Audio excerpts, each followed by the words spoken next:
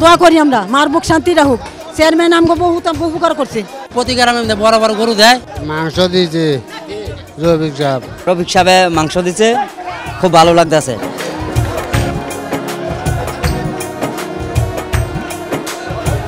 হতদরিদ্র এই মানুষগুলো কোরবানি দিতে পারেননি।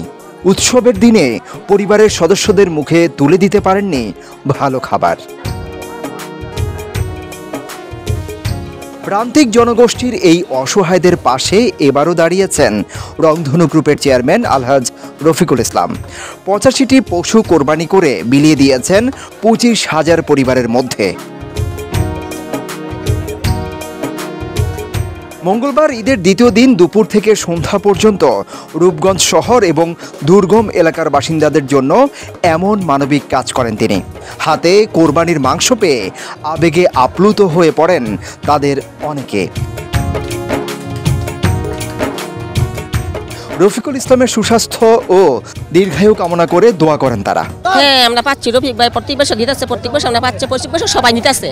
হ্যাঁ, রোজার মধ্যে দিতেছে সব কিছু, মনে করেন অনেক চাউল ডাউল, মনে করেন মুরগি টুরগি যা আছে সব দিতেছে, কাপড় লতা যা আছে মনে করেন প্রত্যেক বছরে দু তিনবার করে দিতেছে, সব পাইতেছে, সবাই নিতেছে। হ্যাঁ, আমরা অনেক খুশি, আমরা অনেক তানিরে অনেক দোয়া করি, আমরা সবাই দোয়া করি। আমরা সব সময় ভাইতে আসি, আমরা আরো বেশি ভাইতে আসি, রোজার ঈদ হয়েছে, সব ঈদ ভাইতে আসি। আল্লাহ দিলে আমরা তানিলে দোয়াও করি, আল্লাহ নি তানি শরীরটা সুস্থ রাও, আল্লাহ নি তানি ফ্যামিলি সবার নি শরীর সুস্থ রাও, আরো নি ভাই দিন তানি দিতে পারে, এর তৌফিক আল্লাহ দান করে। এটা হয়েছে জনাব আলহাজ রফিকুল ইসলাম রফিক সাহেব, চেয়ারম্যান রংধনু গ্রুপ।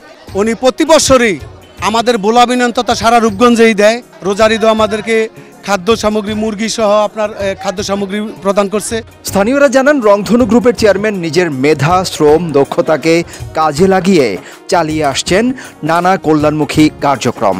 তার এই পথ চলার পেছনে রয়েছে সততা, নিষ্ঠা, একাগ্রতা এবং সমাজের মানুষের জন্য ভালোবাসা।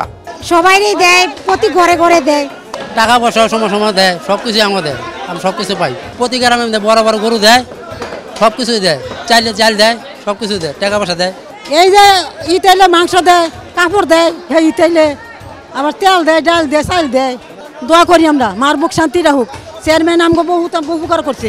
বঙ্গবন্ধুর আদর্শ বুকে ধারণ করে তার কন্যা প্রধানমন্ত্রী শেখ হাসিনার দেখানো পথে চললে দেশে একজন গরিব মানুষও থাকবে না বলে বিশ্বাস করেন রফিকুল ইসলাম।